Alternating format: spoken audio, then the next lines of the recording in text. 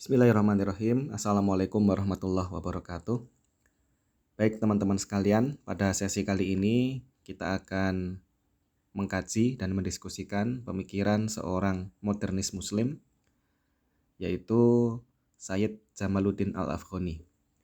Jadi Jamaluddin Al-Afghani ini adalah seorang pemikir dan seorang politisi yang sangat berpengaruh dalam konteks sejarah Islam modern, yang mana pengaruh dari pemikiran-pemikiran Jamaluddin Al-Afghani ini bisa dirasakan bukan hanya dalam konteks sejarah Islam global pada era modern, tetapi juga dalam konteks sejarah Islam di Indonesia, terutama pada paruh pertama abad 20, di mana pada paruh pertama abad 20 itu dikenal sebagai abad pergerakan nasional, dan nanti gerakan-gerakan yang muncul pada periode itu banyak sekali yang dipengaruhi oleh pikiran-pikiran modernis yang salah satunya diinisiasi oleh Jamaluddin Al-Afghani.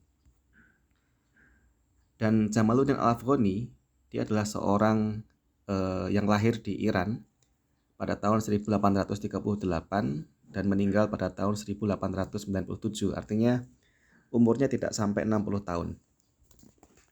Dan mengapa dia lahir di Iran tetapi dia dijuluki sebagai Al-Afghani? Al-Afghani itu kan artinya kan orang Afghanistan, padahal dia lahirnya di Iran.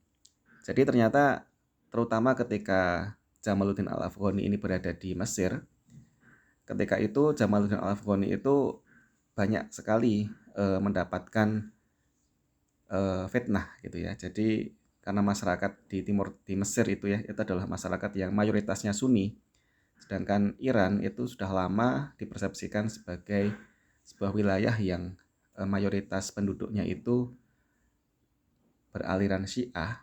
Maka untuk menghindari persepsi bahwa Jamaluddin Al-Afghani adalah seorang Syi'i, seorang yang penganut Syiah, maka dia menggunakan nama Al-Afghani untuk menegaskan dirinya itu orang Afgan, bukan orang Iran, karena memang di desa tempat Jamaluddin ini dilahirkan itu secara wilayah itu memang dekat juga dengan Afghanistan. Jadi itulah alasan kenapa Jamaluddin memilih nama Al-Afghani dibandingkan dengan menggunakan nama yang mencerminkan tempat lahirnya yaitu di Iran. Dan kiprah Jamaluddin Al-Afghani ini sangat besar sekali, terutama nanti ketika Jamaluddin Al-Afghani berada di Mesir, bertemu dengan banyak murid. Di antara murid-muridnya yang terkenal adalah Muhammad Abduh dan muridnya lagi yaitu Rashid Ridho.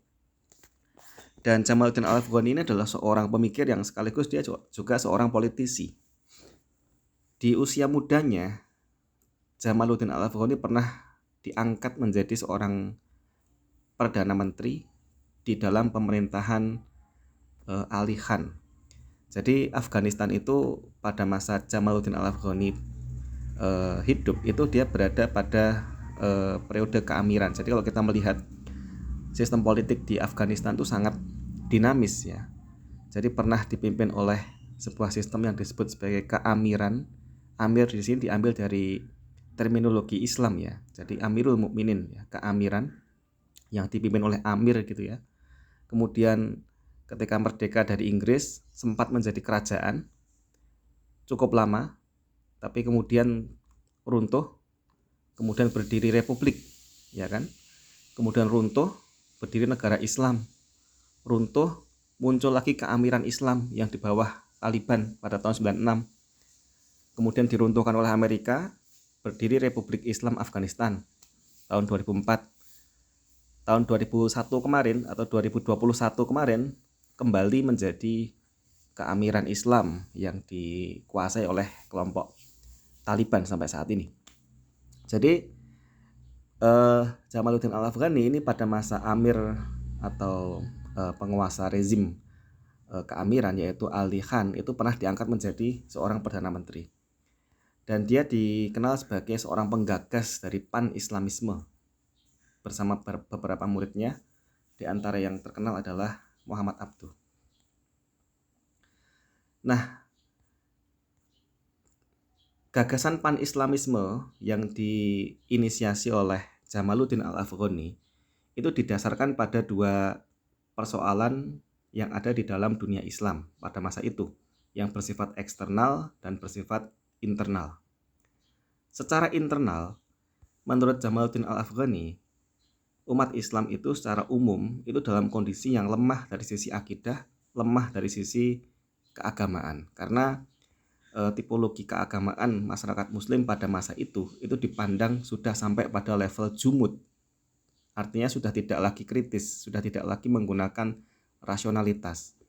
Maka di sini Muhammad Abduh dan Jamaluddin Al-Afghani sangat concern menyerukan satu pemikiran yang kemudian disebut sebagai tajdid, pembaharuan. Bagaimana dalam sisi akidah, dalam sisi keagamaan itu umat Islam itu juga membangkitkan rasionalismenya, tidak sekedar taklid, tidak sekedar ikut-ikutan tanpa ada argumen yang jelas, tidak sekedar melaksanakan ritual-ritual yang tidak jelas, tetapi juga bersikap rasional, bersikap berani berijtihad, gitu ya. Jadi keluar dari kejumudan. Pada satu sisi, secara eksternal, dunia Islam itu sedang berada di bawah kolonialisme. Mesir pada saat itu meskipun secara de jure itu dia berada di bawah kerajaan Mesir, tetapi secara de facto Mesir itu sangat diintervensi oleh kerajaan Britania atau Inggris. Dan hal itu yang kemudian mendorong Jamaluddin Al-Afghani untuk menyerukan tentang kebangkitan. Jadi pan-Islamisme itu kalau di dalam bahasa Arab itu namanya al-wihdah al-islamiyah atau persatuan Islam. Dan ketika kita kaji ide tentang persatuan Islam di dalam pikirannya Jamaluddin Al-Afghani itu sebenarnya dia sangat berhaluan Islamis modernis. Jadi tidak berorientasi pada pikiran-pikiran yang konvensional. Jadi begini, di dalam khasanah politik Islam kita mengenal ada terminologi khilafah gitu ya. Dan khilafah itu ternyata menurut para pemikir itu berbeda-beda tafsirannya. Nah, persatuan Islam yang digagas oleh Jamaluddin Al-Afghani ini tidak menyerukan persatuan politik umat Islam global. Jadi umat Islam itu disatukan dalam satu sistem politik, entitas politik yang tunggal sebagaimana pada masa kejayaan Utsmani, tidak seperti itu ternyata. Yang dimaksud dengan pan-Islamisme di sini adalah kebangkitan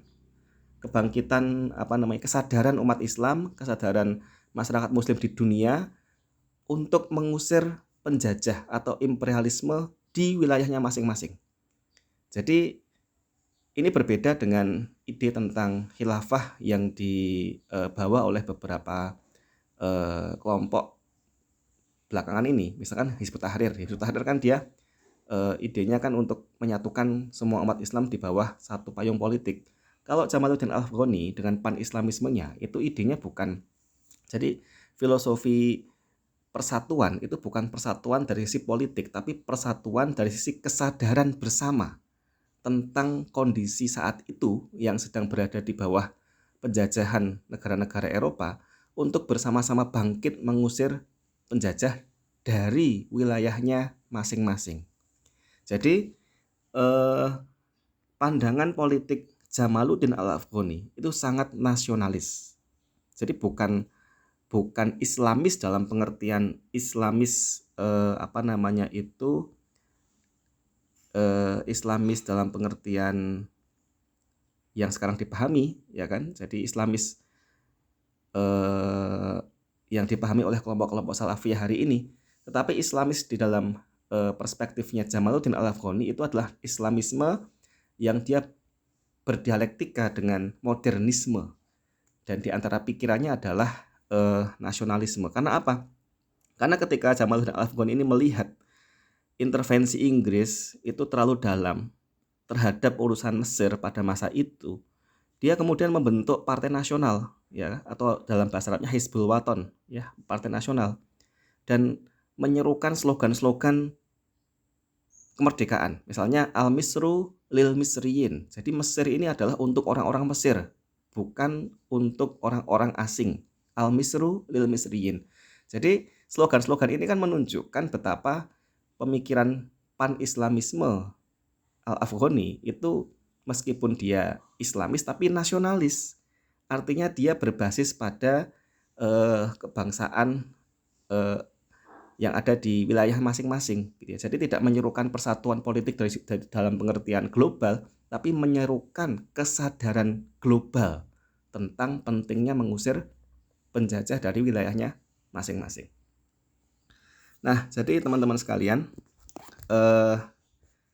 pandangan politik ya Jamaluddin Al-Afghani ini kemudian mempengaruhi berbagai elemen gerakan muslim di dunia, termasuk di Indonesia. Dan pikiran-pikiran Jamaluddin Al-Afghani ini kemudian ditulis dalam sebuah buku yang berjudul Al-A'mal Al-Kamilah. Dan buku Al-A'mal Al-Kamilah itu menjadi roadmap dalam gerakan-gerakan Jamaluddin Al-Afghani. Terutama dan juga gerakan pan-Islamisme gitu ya. Nah, bersama muridnya Muhammad Abduh, Jamaluddin Al-Afghani ini menerbitkan majalah ya, tulisan-tulisan yang berbentuk majalah gitu ya, yang diantaranya yang sangat terkenal dan berpengaruh adalah majalah Al-Urwah Al-Wuthqa. Dan majalah ini diterbitkan dalam banyak jilid yang kemudian tidak dilanjutkan karena dianggap berbahaya oleh pemerintah Inggris yang saat itu mendominasi Mesir ya. Karena apa? Pikiran-pikiran yang ditulis di dalam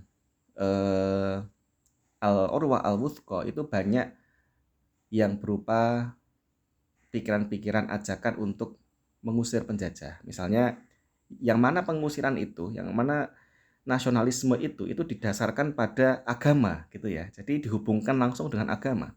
Misalnya kita bisa membaca tulisan di dalam Al-Urwah Al-Wuthqa yang saya garis bawahi ini.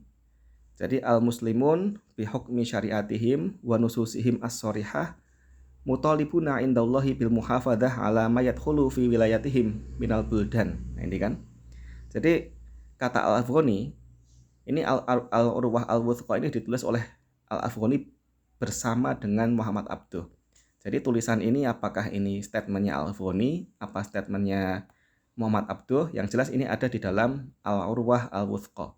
Jadi orang Islam itu ya memiliki atau dengan hukum syariahnya dan dengan kitab sucinya yang jelas itu diperintahkan oleh Allah itu untuk apa? Untuk bil muhafadzah ala mayadkhulu fi wilayatihim minal buldan. Untuk menjaga apa? Menjaga dan melindungi terhadap apa-apa yang masuk ke wilayah mereka dari negara-negara yang dari luar, dari negara-negara asing gitu ya artinya. Minal buldan. Artinya di sini Jamaluddin Al-Afghani itu menghubungkan antara gerakan politik ya anti imperialisme itu dengan ajaran-ajaran agama, dan ini sangat berpengaruh sekali. Jadi sebuah gerakan politik itu ketika dia mendapatkan dalil agama, dia akan memiliki satu kekuatan yang besar ya, karena menjadi bersifat spiritual. Jadi pengusiran terhadap penjajahan itu didasarkan pada dalil agama. Kalau di Indonesia kita mengenal ada ungkapan dari Hadratus Syekh Hasyim Asy'ari, hubbul watan minal iman. Jadi cinta tanah air itu bagian dari iman. Itu kan juga upaya menghubungkan antara nasionalisme dengan spirit keagamaan. Nah, dalam konteks Indonesia, pemikiran modernis yang dikumandangkan oleh Jamaluddin Al-Afghani, oleh muridnya Muhammad Abduh, oleh Rasyid Ridho itu kemudian mempengaruhi dinamika bukan hanya mempengaruhi, tapi sangat mempengaruhi dinamika pemikiran pada awal abad 20. Yang mana kita tahu, pada awal atau paruh pertama abad 20 di Indonesia itu adalah abad pergerakan nasional. Disebut juga sebagai abad kebangkitan nasional. Yang mana kalau kita merujuk pada pendapat Karel Steinbrink, itu paruh pertama abad 20 itu disebut sebagai sejarah organisasi, bukan sejarah individu. Karena gerakan-gerakan yang muncul itu diinisiasi, didorong atas nama organisasi, bukan atas nama individu. Dan berbagai macam organisasi lahir pada paruh pertama abad 20 yang nanti berakumulasi pada peristiwa kemerdekaan negara Republik Indonesia. Dan kalau kita melihat secara timeline, itu yang pertama kali muncul di dalam abad pergerakan nasional itu adalah organisasi-organisasi yang sifatnya religius tapi nasionalis. Karena kita tahu yang pertama kali lahir itu adalah Jamiatul Khair. Jamiatul Khair ini adalah satu organisasi yang dia lahir pada tahun 1905 dan dia spesifik pada bidang pendidikan. Dan Jamiatul Khair ini dia adalah organisasi yang dipimpin dan dikomandani oleh para sayyid. Jadi keturunan Arab dari Hadramaut ya, dari Yaman, yang mereka masih punya nasab kepada Nabi. Jadi para sayyid Arab sayyid gitu ya, Arab habaib kalau bahasa sekarang.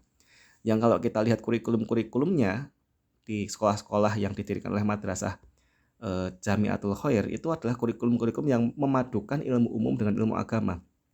Artinya dia berhaluan modernis. Kemudian nanti muncul Al-Irsyad, ya, muncul Syarikat Dagang Islam, muncul Syarikat Dagang Islam yang didirikan oleh Haji Samanhudi, yang kemudian dilanjutkan oleh Hos Cokroaminoto, Haji Umar Said Cokroaminoto, yang menjadi salah satu gurunya Insinyur Soekarno, yang mana ketika dipimpin oleh Haji Umar Said Cokroaminoto itu kemudian diluaskan cangkupan Syarikat Dagang Islam sehingga namanya diubah menjadi Syarikat Islam.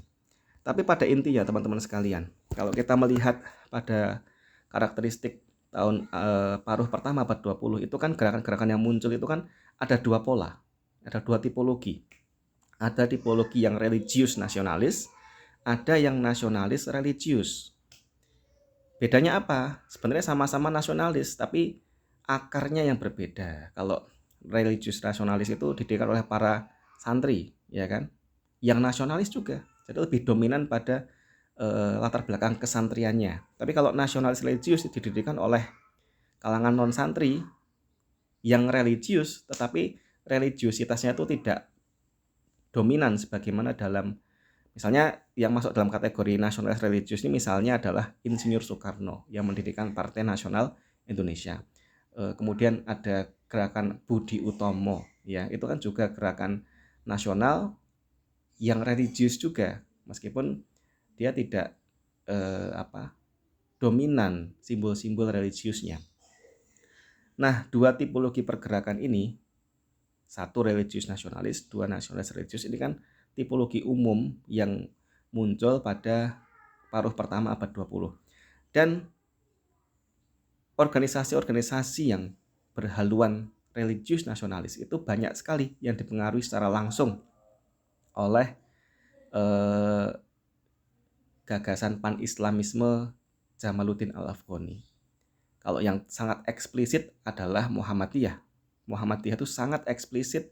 Kiai Haji Ahmad Dahlan menyampaikan bahwa di antara orang-orang yang pikirannya itu mempengaruhi Muhammadiyah, artinya mempengaruhi pendirian Muhammadiyah itu adalah Jamaluddin Al-Afghani, Muhammad Abduh, dan Rosyid Ridho. Karena Kiai Dahlan itu dia juga membaca karya-karyanya Muhammad Abduh, dia juga membaca majalah Al-Manar, ya, dia juga membaca Al-Urwah Al-Wuthqa, ya, yang ditulis oleh Muhammad Abduh dan Jamaluddin Al-Afghani, yang itu mempengaruhi pemikiran. Makanya tipologi pemikiran keidahan itu sangat modernis, dan slogan-slogan yang dislogankan oleh Jamaluddin Al-Afghani seperti anti khurafat, anti tahayul, itu juga yang kemudian diangkat oleh Kiai Dahlan yang dikenal sebagai anti khurafat, anti tahayul. Jadi kan kalau Kiai Dahlan itu kan berpandangan bahwa beragama itu ya harus rasional. Jadi ritual-ritual keagamaan yang sudah ada di masyarakat Muslim di Indonesia, di Nusantara sejak lama itu harus dimaknai secara rasional, jangan irasional. Misalnya seperti ini, misalnya melakukan tradisi 7 bulanan ketika hamil itu kan baik, dan Kiai Dahlan juga menyepakati bahwa hal itu adalah hal yang baik. Tetapi akan menjadi tidak baik ketika 7 bulanan itu dilakukan dengan dengan pemikiran bahwa kalau tidak dilakukan itu nanti akan terjadi hal-hal yang tidak baik terhadap janin, atau itu wajib dilakukan, kalau tidak nanti akan terjadi apa. Nah, itu yang kemudian disebut sebagai sikap jumud oleh Kiai Dahlan. Jadi bukan pada tradisinya itu yang disalahkan, tapi pada mindset orang dalam menjalankan tradisi itu. Makanya dalam pikiran Kiai Dahlan itu kan beragama itu ya harus rasional, harus menggunakan akal. Nah, di samping Muhammadiyah, berbagai organisasi yang lain seperti Syarikat Dagang Islam, seperti Al-Irsyad itu juga dipengaruhi sebenarnya oleh pemikiran-pemikiran pan-islamisme. Jadi pikiran-pikiran pan-islamisme yang digagas oleh Jamaluddin Al-Afghani itu menjadi salah satu dinamisator pemikiran Islam dalam konteks sejarah Islam modern. Baik teman-teman sekalian, sampai di sini sesi kita. Akan kita lanjutkan pada sesi-sesi berikutnya dengan topik-topik yang berbeda. Wassalamualaikum warahmatullahi wabarakatuh.